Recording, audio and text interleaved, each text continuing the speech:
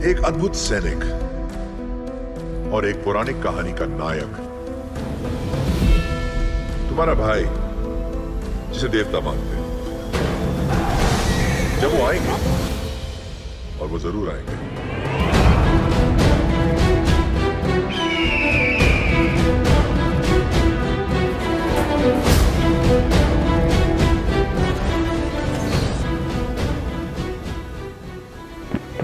Kanhaiya Lal man के लाल मनोशी ने क्या किया था, किसे घनश्याम व्यास कहा जाता था। Hello friends, welcome back to your favourite YouTube channel Polygraph Studios, और मैं आपकी होस्ट और दोस्त लीशा चोपड़ा सभी का स्वागत करती हूँ आज की इस नई वीडियो में।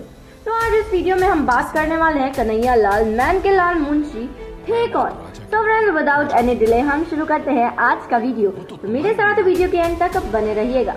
और अगर आप भी सिनेमा की दुनिया से जुड़ना चाहते हैं और काम करना चाहते हैं तो डिस्क्रिप्शन बॉक्स में दिए हुए जॉब लिंक पर अभी क्लिक कीजिए और इस अपॉर्चुनिटी का भरपूर फायदा उठाएं। अब आप सबने हाल ही में रिलीज हुई फिल्म RRR तो देखी ही होगी। अब फिल्म RRR बेस्ड थी फ्रीडम फाइटर्स, इंडिपेंडेंस, ट्रुथ और लव पर। वहीं इस फिल्म ने न सिर्फ साउथ इंडस्ट्री के बल्कि पूरे इंडियन इंडस्ट्री के साथ साथ इंडिया का नाम भी रोशन किया है। अब फिल्म RRR बेस्ड थी फ्रीडम फाइटर्स की स्ट्रगल और मेहनत पर। और जब फ्रीडम फाइटर्स की बात कर ही रहे हैं तो आइए जानते हैं कि कन्हैया लाल मैन के लाल मुंशी के बारे में। अब कन्हैया लाल मैन के लाल मुंशी एक Indian independence movement activist, politician, writer और एजुकेशनिस्ट थे। ये प्रोफेशन से लॉयर थे जिन्होंने बाद में ऑथर और पॉलिटिशियन का रास्ता अपनाया था।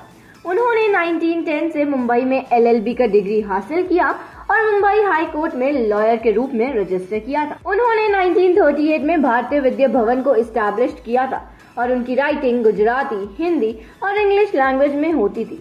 उनकी राइटिंग बेस्ड होती थी मिथोलॉजी, हिस्टोरिकल फिक्शन पर। उन्होंने इंडिया होम रूल मूवमेंट को ज्वाइन किया और 1950 में सेक्रेटरी बन गए थे। 1917 में वो बॉम्बे प्रेसिडेंसी एसोसिएशन के सेक्रेटरी बने और 1927 में वो बॉम्बे लेजिस्लेटिव असेंबली के लिए इलेक्ट हुए, जिसके बाद बरदौली सत्याग्रह के बाद उन्होंने महात्मा गांधी के इन्फ्लुएंस में आकर रिजाइन कर दिया था। जिसके बाद 1930 में उन्होंने सिविल डिसोबीडियंस मूवमेंट को ज्वाइन किया और इंडिया को ब्रिटिशर से आजादी दिलाने की लड़ाई में साथ देने के लिए आगे आए। पतन ट्रिलोजी में उनके नाम को सबसे ज्यादा सराहनीय मिली थी। अब पतन ट्रिलोजी एक नॉवल थी जिसे कन्हैया लाल मैन के लाल मुंशी ने लिखा था। इस नॉवल के 3 पतन नहीं बतरूबा, the glory of Patan, Gujarat, no Nath, the lord and master of Gujarat और Rajadhiraj, the kings of kings parts थे। इस नॉवल को गुजराती लैंग्वेज में लिखा गया था। इस नॉवल को ND जोटवानी, रीता कोठारी और अभिजीत कोठारी ने ट्रांसलेट किया था।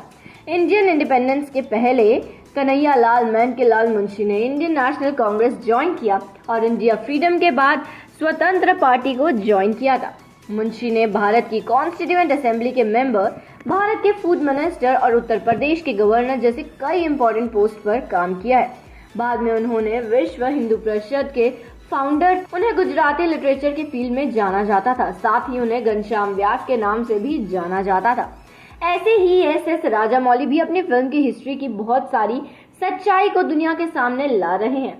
फिल्म RRR में हमने देखा और जाना कि कैसे हमारे फ्रीडम फाइटर्स ने ईस्ट इंडिया कंपनी के अगेंस्ट लड़ाई करी और उस पर जीत हासिल। साउथ के मेकर्स SS राजामौली अपनी थिंकिंग और आइडियाज के दम पर फिल्म RRR के रूप में खुद को और अपनी फिल्म को दुनिया के सामने अच्छे से और एक अच्छे डायरेक्टर के रूप में इस्टेब्लिश कर पाए थे। और फिर एक बार SS राजामौली फिल्म RRR की सीक्वल बना रहे हैं जिसका नाम है RRRR। इस बार हमें फिल्म में फ्रीडम फाइटर्स की स्ट्रगल और देश प्रेम के बारे में और ज्यादा देखने को मिलने वाला है। इस फिल्म में हमें एक बार फिर से कोमराम भीम और अलूरी सीताराम राजू के साथ एक और फ्रीडम फाइटर नजर आने वाले हैं।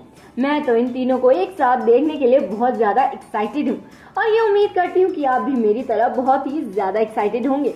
अब देखते हैं कि आखिर RRR कितना कमाल और धमाल मचाती है।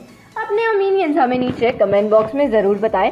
तो जाते जाते वीडियो को लाइक, शेयर और चैनल को सब्सक्राइब करना मत भूलिएगा।